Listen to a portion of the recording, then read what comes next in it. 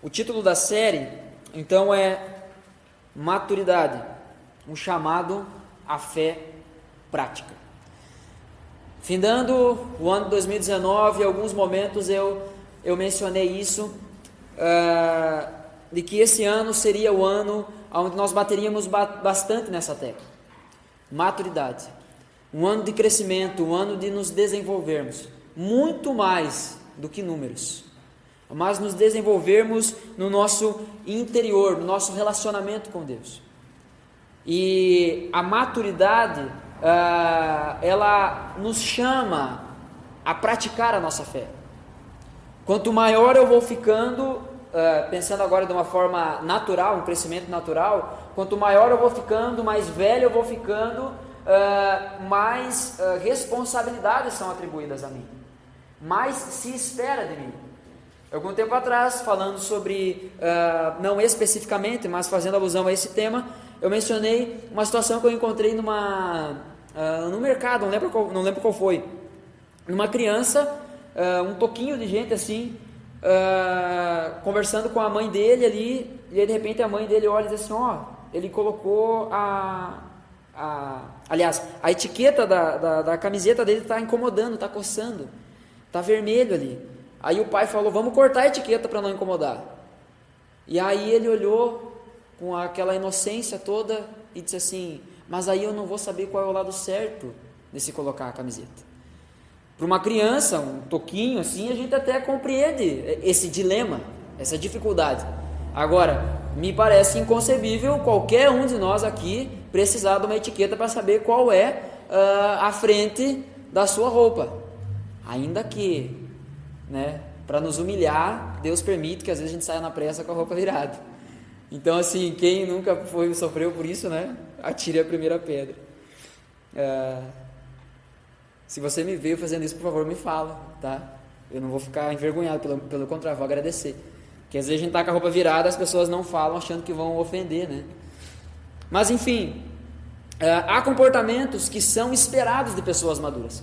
Há comportamentos que são esperados de pessoas com caminhada, com bagagem. Eu conheci uma vez um casal que eles tinham algumas divergências de opiniões, para usar um termo aqui um pouco mais suave. Eles brigavam, se desentendiam bastante. E o homem, a mulher, ela gostava muito que ele arrumasse o cabelo de determinado jeito. E aí, quando eles brigavam, ele raspava a cabeça, como que num sinal de protesto. E aí eu pergunto para um homem adulto, literalmente barbado, se isso é um comportamento que a gente aprova, que a gente espera de um adulto. Não. Então, muitas vezes Deus está nos chamando, agora falando no sentido espiritual, Deus está nos chamando à maturidade, Deus está nos chamando a colocar em prática tudo aquilo que ouvimos, aprendemos, porque esse chamado à maturidade, ele dura até o final da nossa vida. Porque enquanto estamos vivos, estamos aprendendo. Enquanto estamos caminhando com Jesus, estamos sendo desenvolvidos, nos tornando mais parecidos com Ele. Então o chamado, a maturidade é um chamado à fé prática. É eu colocar em prática tudo aquilo que eu tenho ouvido, aprendido e até mesmo visto como exemplo das pessoas ao meu redor. Nós precisamos nos tornar cristãos maduros. E aí, via de regra, aquela pessoa que tem 10 anos de conversão não vai ter o mesmo nível de maturidade daquela pessoa que tem 2 anos de conversão. O que se espera de maturidade daquela pessoa com 2 anos é o que os 2 anos pedem a ela. O problema é que muitas vezes nós vemos pessoas que estão anos e anos e anos e anos e anos e anos dentro da igreja e continuam como se fossem recém-nascidos, bebês na fé. Um livro, Maturidade, do pastor Luciano Subirá, indico você a leitura. Na introdução do primeiro capítulo, ele coloca a frase de um cara chamado Rick Warren, alguma coisa assim, que eu não sei pronunciar o certo. Mas o que ele diz é que nenhum de nós experimentará maturidade espiritual se continuarmos assistindo cultos como simplesmente espectadores passivos. Ou seja, eu sento, assisto, consumo, não participo, e aí o participar não é você vir aqui à frente e falar ou fazer algo, mas você colocar o seu coração diante disso, você entender diante de quem você está e adorar esse Deus. Mas a única forma de crescermos, de alcançarmos a maturidade é de fato atendendo a esse chamado, um chamado à fé prática. E aí eu quero conversar com você um pouquinho, a partir do verso 1 até o verso 11, quero que você acompanhe comigo aí na sua Bíblia. Eu tenho aqui a versão NVT, vai mudar alguns termos, mas a verdade da Escritura continuará sendo a mesma. Versículo 1, então, inicia: eu, Tiago, escravo de Deus e do Senhor Jesus Cristo, envio esta carta às 12 tribos espalhadas pelo mundo. Saudações. Meus irmãos, considerem motivo de grande alegria sempre que passarem por qualquer tipo de provação, pois sabem que quando sua fé é provada, a perseverança tem a oportunidade de crescer, e é necessário que ela cresça, pois quando estiver plenamente desenvolvida, vocês serão maduros e completos, sem que nada lhes falte. Se algum de vocês precisar de sabedoria, peça a nosso Deus generoso e receberá. Ele não os repreenderá por pedirem, mas quando pedirem, façam-no com fé, sem vacilar, pois aquele que duvida é como a onda do mar, empurrada e agitada pelo vento. Ele não deve esperar e receber coisa alguma do Senhor, pois tem a mente dividida e é instável em tudo o que faz. O irmão que é pobre tem motivo para se orgulhar, porque é digno de honra, e o que é rico deve se orgulhar, porque é insignificante. Obrigado. Ele murchará como uma pequena flor do campo. O sol quente se levanta e a grama seca. A flor perde o viço e cai, e sua beleza desaparece. Da mesma forma, murchará o rico com todas as suas realizações. Vamos orar mais uma vez? Feche seus olhos.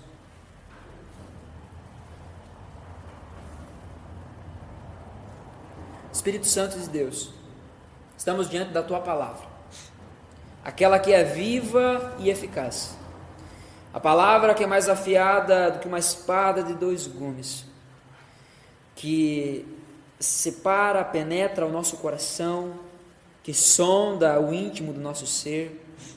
E pedimos, ó Deus, que a Tua Palavra esteja fazendo uma obra nova em nossas vidas nesse momento, que algo novo saia à luz, que o Senhor receba a recompensa pelo Seu sacrifício, que possamos Te oferecer, ó Deus, os nossos frutos, para que o Teu nome seja glorificado, o Teu nome seja conhecido através das nossas vidas aqui nessa cidade. Pai amado, nós pedimos que o Senhor nos leve à maturidade, nos ajuda, Senhor, a crescer, custe o que custar, nos leva a crescer, a nos parecermos mais contigo, a termos mais intimidade com o Senhor, para que cada vez mais o Teu nome seja glorificado. Nós oramos assim, em nome de Jesus. Amém. Eu quero falar hoje com você, o título da mensagem de hoje é: Provações são oportunidades. Provações são oportunidades. Oportunidades para crescermos, para nos desenvolvermos. Há uma moda aí, acho que em todos os contextos, a chamada dos chamados coaches, que nos ensinam a olhar para as coisas ruins de uma forma boa e tentar tirar algum proveito disso. O que a Bíblia faz não é simplesmente isso. O que a Bíblia nos faz, ela nos mostra que, ao contrário dos coaches, de que a força não está em nós ou dentro de um lugar precioso e escondido dentro de nós. A verdade, a Escritura nos mostra que nós não somos nada, nós somos falhos, pecadores, mas que Deus atribui valor às nossas vidas através do sacrifício dele na cruz, e o próprio Deus nos impulsiona e nos fortalece para vivermos com ele. Acabou a água aqui na igreja. Acabou a água aqui na igreja. Gente, pensando nesse texto, eu quero considerar algumas coisas com vocês. Em primeiro lugar, só para nós compreendermos, Tiago, esse Tiago que escreve, não é o Tiago, discípulo de Jesus, que andou com Jesus, um dos 12. Esse Tiago aqui é irmão de Jesus. É aquele Tiago que não creu em Jesus. Nós não temos muitas informações sobre a família terrena de Jesus, ou seja, os irmãos por parte de mãe de Jesus. Mas nos evangelhos, quando traz a lista dos seus irmãos, traz Tiago como o primeiro, ou seja, o mais velho. Então esse é o irmão de Jesus, aquele que não cria que Jesus era o Messias. Também pudera, você que tem irmão, se criou com seu irmão, de repente um dia diz assim: eu sou o filho de Deus e vim para salvar o mundo. Seria realmente um pouco difícil de acreditar. Agora, se ele fizesse uns milagres, falasse como Jesus falou, ensinasse como Jesus ensinou, até a gente conseguiria. O problema é que esse cara, ele era duro. Ele não cria que Jesus era o Cristo. Porém, ao longo da história, nós vamos compreender já lá na carta que Lucas escreve a Teófilo, o registro dos Atos dos Apóstolos, nós já vamos perceber que Tiago é das colunas da igreja. Tiago é um dos líderes principais da primeira igreja do mundo. Ele se tornou um homem com tamanha fé, que se tornou referência para outros. Morreu martirizado, morreu por causa do nome de Jesus. É esse cara que está escrevendo aqui agora. O contexto que ele escreve é logo após a morte de Estevão. Lembram de Estevão? Primeiro mártir da igreja, aquele que quando está prestes a morrer, ele olha ao céu e vê o Filho do Homem levantado ao lado do seu Pai. Ele faz a mesma oração que Jesus fez na cruz: Pai, perdoa o pecado que eles estão fazendo, eles não sabem o que fazem. Um homem digno de ser imitado. Então, após esse episódio, se inicia então a perseguição à igreja de Jerusalém. Em 70 depois de Cristo, a Jerusalém é destruída. O que acontece, a morte de Estevão, é em 44 depois de Cristo. É mais ou menos por aí, após esse episódio de 44, Tiago escreve essa carta. A carta, por que é importante a gente falar sobre isso? A carta, ele escreve às 12 tribos espalhadas pelo mundo. Se alguém tem aí a Nova Almeida atualizada, a do Júnior é a Nova Almeida atualizada, a do Jota também, mas vai traduzir como: escrevo àqueles que estão espalhados pela diáspora, alguma coisa nesse sentido, é esse termo que ele usa, né? A diáspora. Seria quando os crentes de Jerusalém, da igreja, se espalharam por causa da perseguição. Eles estavam sendo afligidos por situações externas e não internas. Eles não fugiram por uma crise de fé. Eles não fugiram por uma crise em relação a um pecado moral. Eles não fugiram porque estavam simplesmente abandonando o barco. Eles fugiram porque se iniciou uma forte perseguição, a qual Paulo faz parte, que posteriormente se converte. Ou seja, Tiago escreve essa carta, uma carta extremamente prática, dura e direta, para um povo que estava sofrendo. Versículo 2, Tiago diz assim: meus irmãos, considerem motivo de grande alegria, sempre que passarem por qualquer tipo de provação. Eu não sei você, mas já no primeiro, ou melhor, no segundo versículo, eu já recebo um tremendo desafio. Meus irmãos, considerem motivo de grande alegria.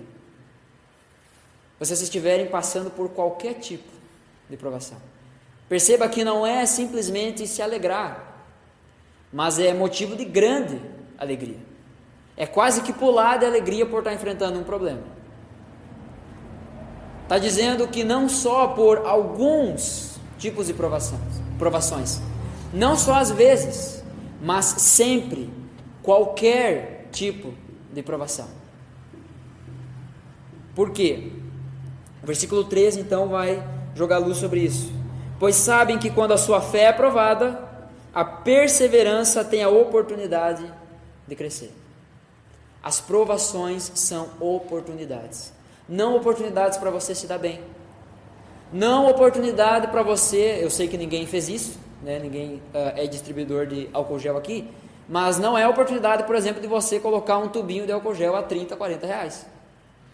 As provações não são oportunidades para a gente se dar bem. As provações não são oportunidades para a gente enriquecer. As provações não são oportunidades para a gente conquistar tudo aquilo que a gente sempre sonhou.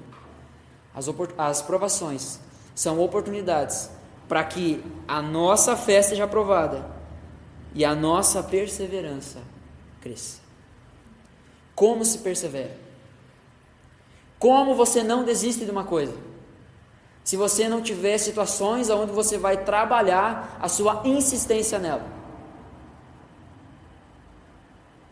Nós precisamos entender isso.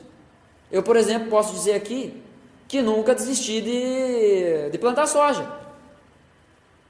Porém, nunca fiz. Sabe, nós precisamos olhar para as provações como oportunidade de crescimento. O que estava acontecendo com o povo aqui, os crentes de Jerusalém, que foram espalhados por causa da diáspora, por causa da perseguição, é aquilo que Jesus fala aos seus discípulos em Atos.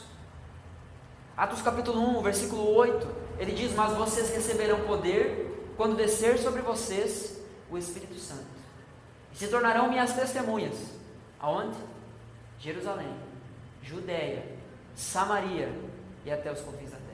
Essa perseguição era a mão de Deus, empurrando o povo para fora de Jerusalém, para que o Evangelho se espalhasse e chegasse às outras nações.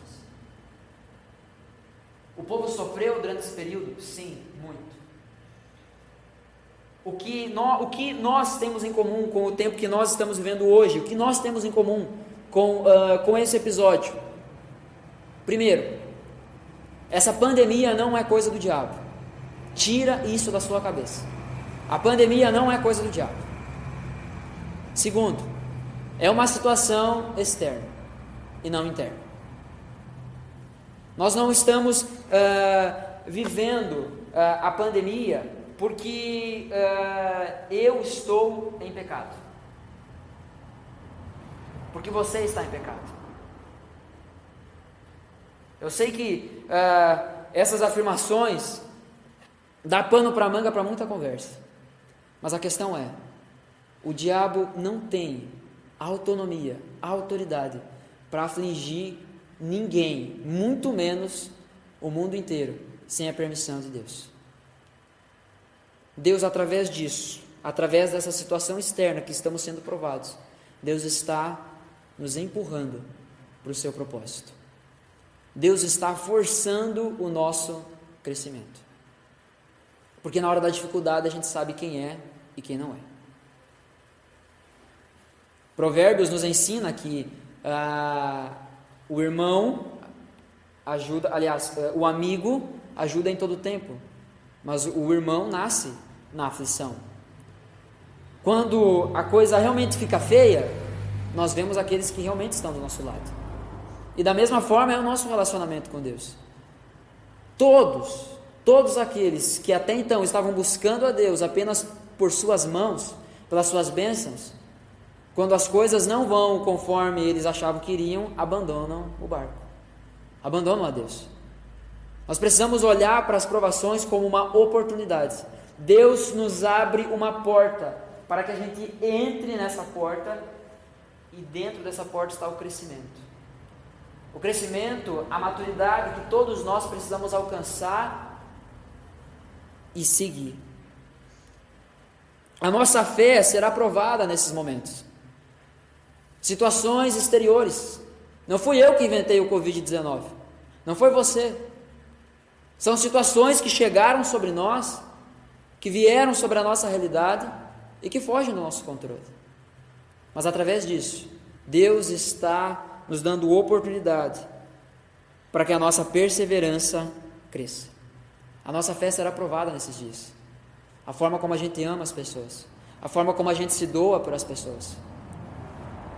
Essa semana nós postamos nas redes sociais, e peço que você continue divulgando, para que a gente chegue naquelas pessoas que estão passando por algum tipo de necessidade.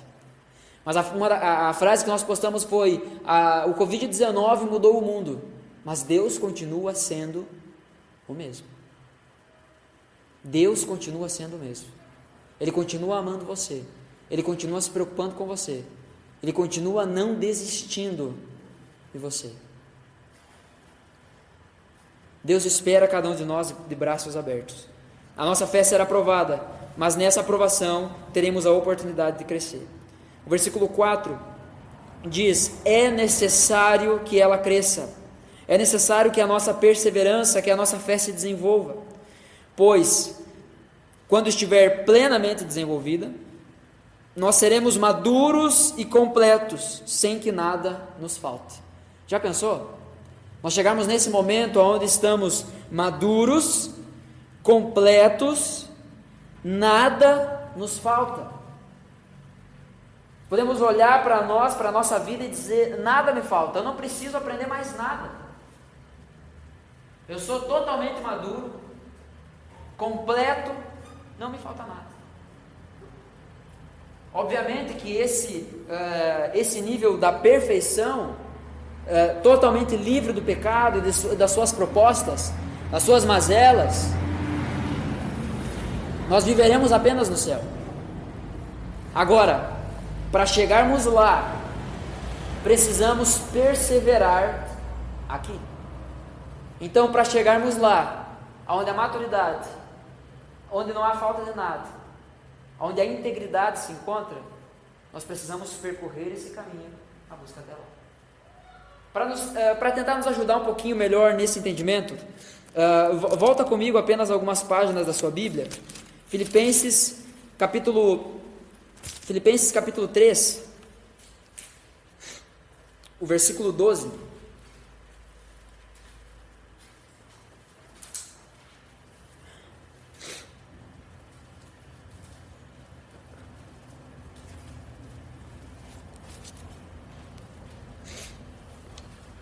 Filipenses 3, o versículo 12.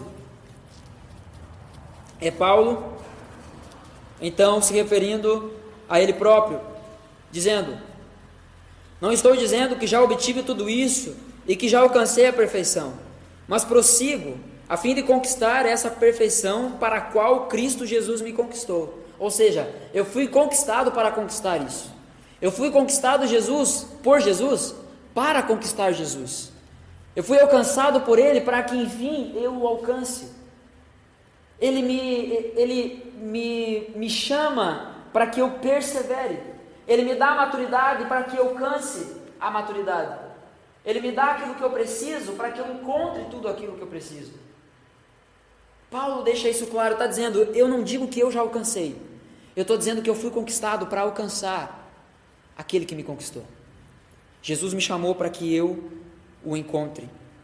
Versículo 13: não, irmãos, não a alcancei, mas concentro todos os meus esforços nisto, esquecendo-me do passado e olhando para o que está adiante, prossigo para o final da corrida, a fim de receber o prêmio celestial para o qual Deus nos chama em Cristo Jesus.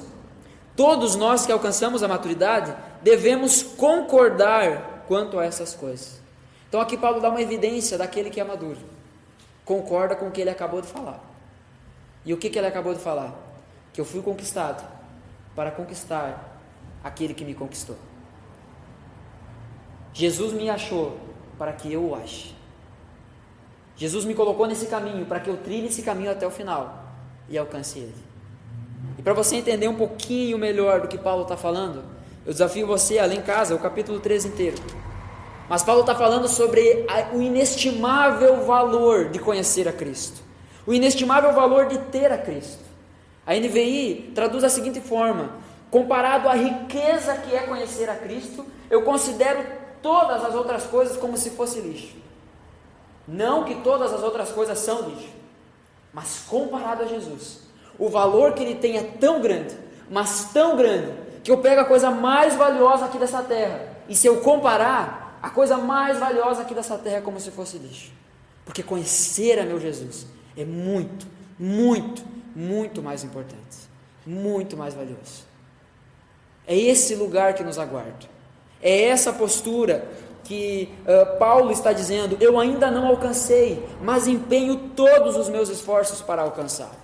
É a esse lugar que a epístola de Tiago vai nos desafiar.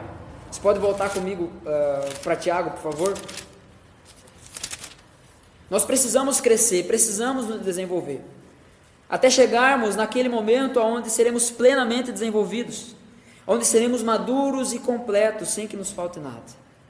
A questão é, como chegar lá? Olhando assim, nos parece impossível, e eu garanto a você, de fato é. Se proponha a fazer isso, que você vai falhar miseravelmente.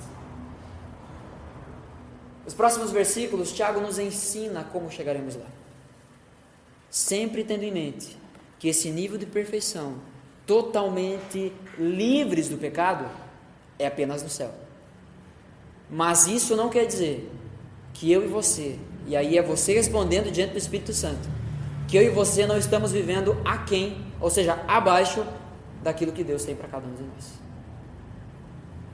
Nós precisamos amadurecer, precisamos crescer. O versículo 5, então, Deus nos diz assim, cara, é assim, ó, eu quero, antes de lermos esse texto junto, eu quero apresentar esse texto para você, como se fosse um copo d'água, depois você correndo o dia inteiro, como se fosse você chegando em casa, recebendo o abraço da sua esposa ou do seu marido, e aí eu pressuponho que seja um abraço muito bom, porque senão não vai funcionar, por exemplo, que eu estou falando, mas depois de um dia inteiro de trabalho, ou a semana, sabe, mas um alívio, um presente de Deus, porque Deus diz assim, ó, nós precisamos olhar para as provações, o que já é loucura por si só, olhar para as provações e ter alegria em passar por elas, porque a prova da nossa fé vai dar oportunidade para que a nossa perseverança cresça, se desenvolva. Só que é difícil fazer isso, é difícil olhar com alegria para as provações, quando aquilo que a gente esperava que aconteceria não aconteceu, e nós nos encontramos numa situação onde muitas vezes não sabemos o que fazer. Mas Deus não é um Deus que levanta o padrão lá em cima e nos abandona, como se fôssemos ratos correndo em círculo à procura do nada, algo que nunca iremos alcançar. O próprio Deus provê aquilo que precisamos para alcançar o padrão que Ele espera da gente. E nesse sentido eu quero apresentar o versículo 5 da mesma forma que eu recebo ele na minha vida, como um abraço de Deus, como se eu estivesse desfalecendo no meio do caminho e Ele colocasse o pescoço por baixo do meu braço e me levantasse. O versículo 5 diz assim: se algum de vocês precisar de sabedoria, peça a nosso Deus generoso e receberá, Ele não os repreenderá por pedir. Irmãos, isso muda tudo, porque se nós estamos no meio de uma situação, no meio de uma provação, no meio onde a nossa fé está sendo provada, exercitada, e não estamos conseguindo encontrar alegria no meio dessa provação, o que Deus está dizendo é: se alguém de vocês tiver falta de sabedoria, peça a mim, eu vou dar, eu sou generoso. Algumas versões vão dizer: peça a Ele e Ele dá deliberadamente, sem receios. Deus dá sabedoria. E o que é sabedoria? Sabedoria é diferente de conhecimento. Conhecimento eu sei sobre algo. Sabedoria é eu colocando o que eu sei em prática sobre aquele algo. Então, quando Deus está dizendo aquele que não tem sabedoria, Ele não está querendo dizer assim, ó, talvez tu não saiba disso, então eu vou te ensinar, ainda que Ele nos ensine. Agora o que Ele está dizendo é: você sabe o que precisa fazer. Irmãos, diante de um texto claro como esse, nós sabemos o que temos que fazer. Agora, o difícil mesmo é nós colocarmos em prática. Então o que Deus diz: se alguém de vocês Tem falta de sabedoria? E quando eu leio um texto desse, eu ouço o Espírito Santo falando comigo, dizendo: Guilherme, eu sei que você tem. É contigo que eu estou falando.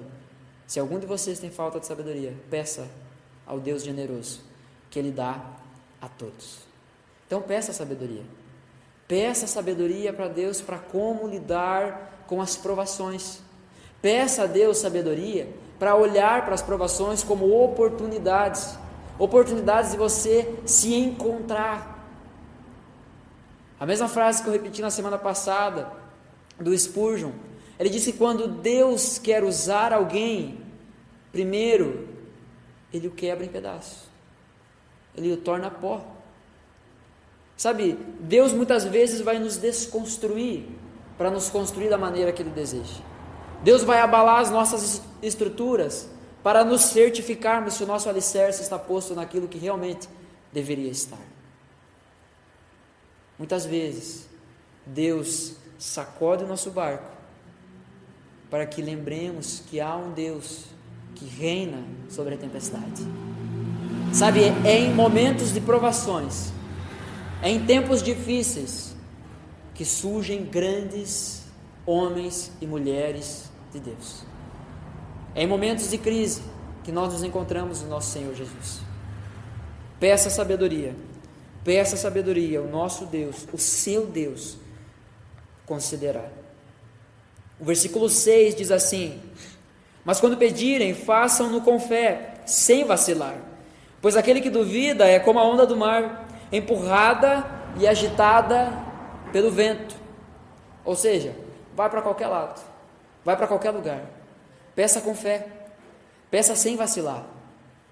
Creia que Deus vai te dar sabedoria, sabedoria para lidar com essa situação, seja a pandemia em si, seja um possível, talvez futuro, uma situação onde você seja infectado, ou alguém da sua família seja infectado, seja o desemprego, seja algum plano que deu errado.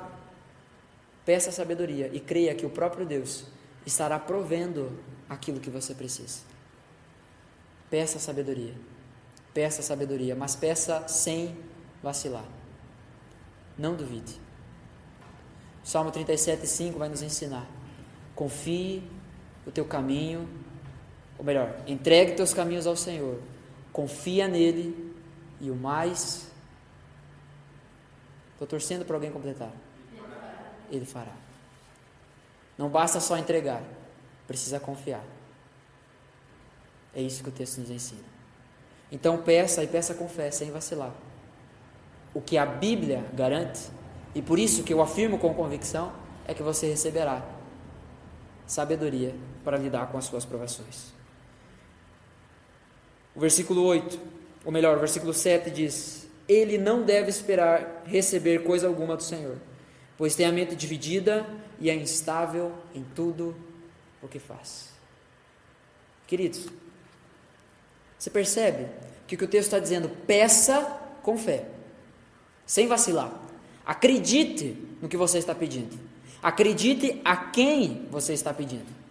Não simplesmente no que você está pedindo, senão é só palavra positiva sendo jogada para o teto do seu quarto. Acredite a quem você está pedindo. Quem é esse Deus que você está orando? Quem é esse ser a quem você está se direcionando? Ele é Deus, é o Deus Todo-Poderoso, aquele que governa todas as coisas, aquele que é o pão para quem tem fome, aquele que é a água para quem tem sede, aquele que no contexto de guerras do Antigo Testamento era o Senhor dos Exércitos. Não é heresia nenhuma dizermos hoje que Ele é o Senhor dessa pandemia. Ele está no controle. Ele está no controle. Peça sem duvidar, mas haja de acordo. Porque os versículos seguintes vão dizer isso. Aquele que pede duvidando, ele é semelhante à onda do mar, agitada e levada para todos os lados pelo vento. Ele é instável em tudo o que pede? Não, em tudo o que faz. Não adianta nós olharmos para Deus e afirmarmos: Senhor, eu confio em Ti. E a forma como estamos procedendo, caminhando, aponta totalmente o contrário. eu sei que as preocupações vêm e elas tomam conta da nossa vida. Eu sei que os dias maus estão batendo a porta. Mas o nosso Deus está conosco. O nosso Deus está conosco. 1 de Pedro 5,7. Nós devemos nos achegar diante dele com todas as nossas aflições, porque ele tem cuidado de nós. Isso não é uma coisa que faz uma vez por semana, uma vez, 2 vezes por semana. Isso é uma coisa que muitas vezes, em determinadas situações da nossa vida, nós precisamos fazer muitas vezes durante um dia. Faça isso. Se achegue diante do seu Deus. Creia, peça com fé e viva de acordo com essa fé. Talvez uma tradução mais livre: paga para ver. Paga para ver. O que a Bíblia nos ensina é que se nós buscarmos em primeiro lugar o reino de Deus e a sua justiça, as demais coisas serão acrescentadas. Nós não vemos o milagre das demais coisas sendo acrescentadas porque nós, primeiro, muitas vezes não estamos buscando o reino de Deus acima de todas as coisas, e segundo, antes das demais coisas serem acrescentadas, a gente já achou um jeito de conseguir tais coisas. O último vídeo que eu gravei, se você não assistiu, assiste lá nas páginas da nossa congregação, falando sobre a oração do Pai Nosso, aquela parte que Jesus nos ensina: Pai, dá-nos hoje o pão, dá-nos o pão de cada dia, mas o pão para hoje, porque amanhã o Senhor vai fazer cair de novo. Amanhã o Senhor, se for necessário, vai fazer chover pão de novo.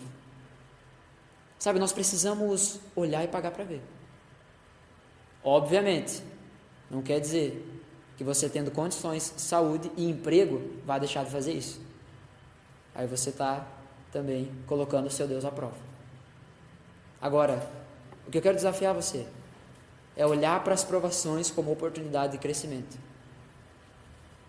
Se nas provações surgirem necessidades, Deus proverá. Deus suprirá. Agora, se dentro da nossa caminhada nós tentarmos suprir as nossas necessidades, nós vamos ficar sem a provisão de Deus. Você vai se matar para conseguir algo que Deus estava querendo derramar sobre a sua vida sobrenaturalmente. Provações são oportunidades para o agir sobrenatural de Deus. São oportunidades para a provisão divina. Confie e haja de acordo. Eu não sei o tamanho do seu problema. Você não sabe o tamanho do meu. Mas o que nós sabemos é que a Bíblia diz que o nosso Deus é grande. E nisso está baseada a nossa fé. Nisso está baseada a nossa fé. O versículo 9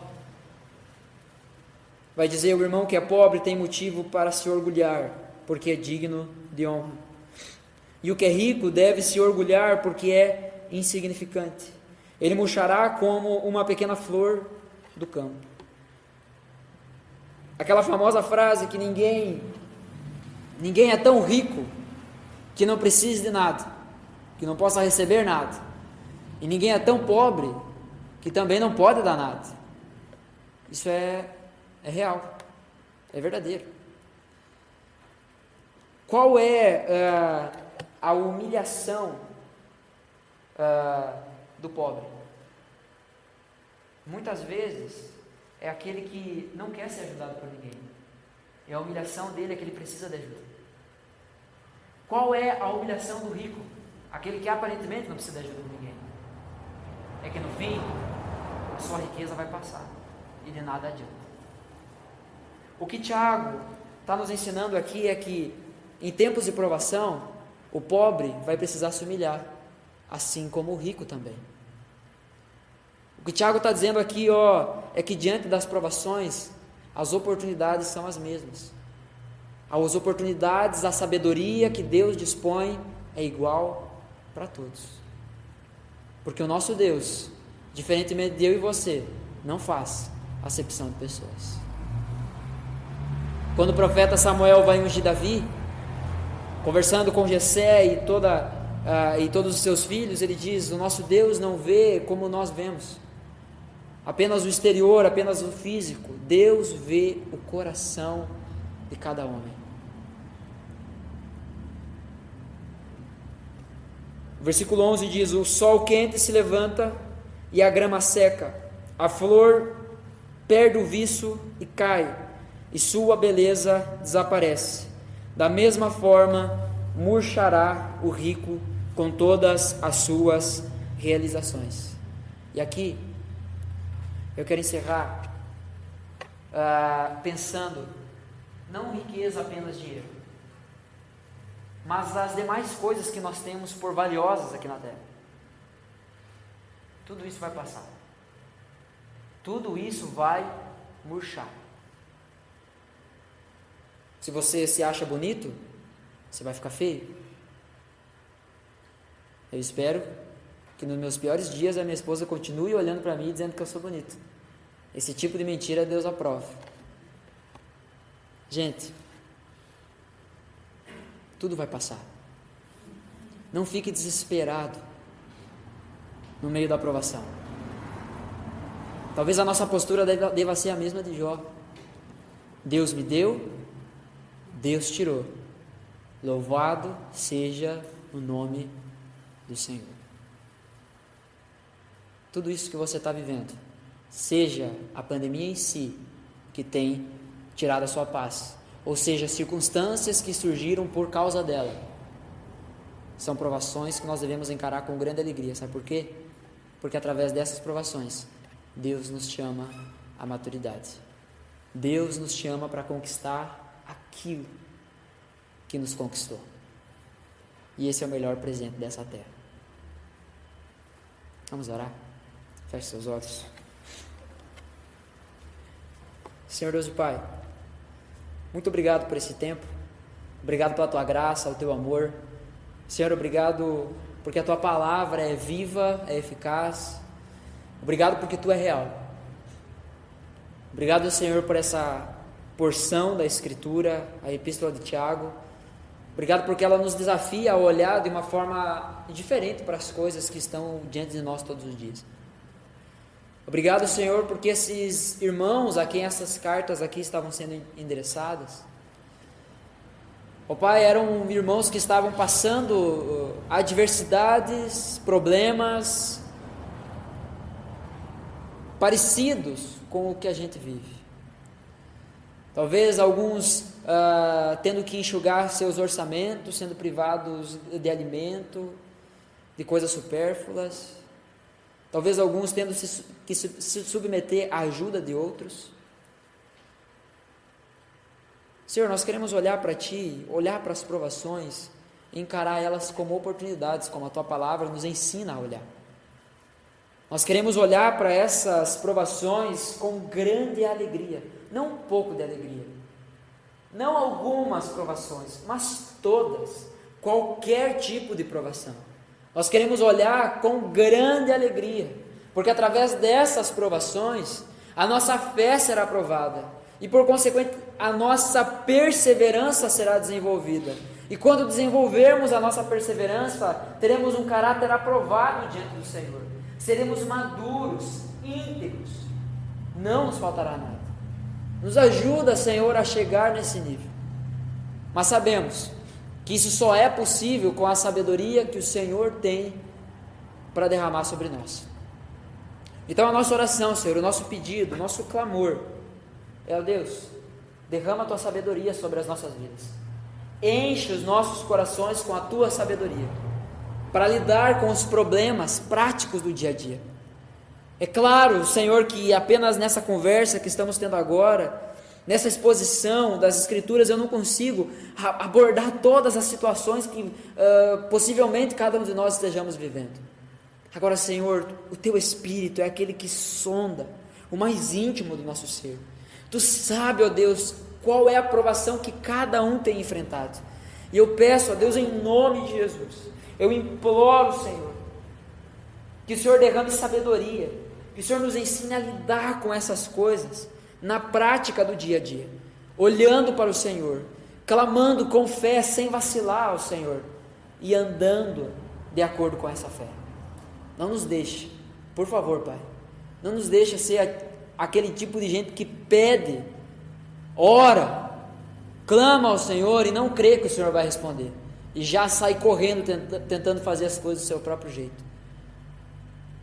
Nós queremos que uma das marcas da nossa vida seja o teu agir sobrenatural, seja a tua provisão sobrenatural, seja a tua paz que excede todo entendimento. Em meio ao caos, nós queremos olhar para o Senhor e nos lembrarmos. A glória é pesada e a tribulação é leve e já vai passar. Tudo que acontece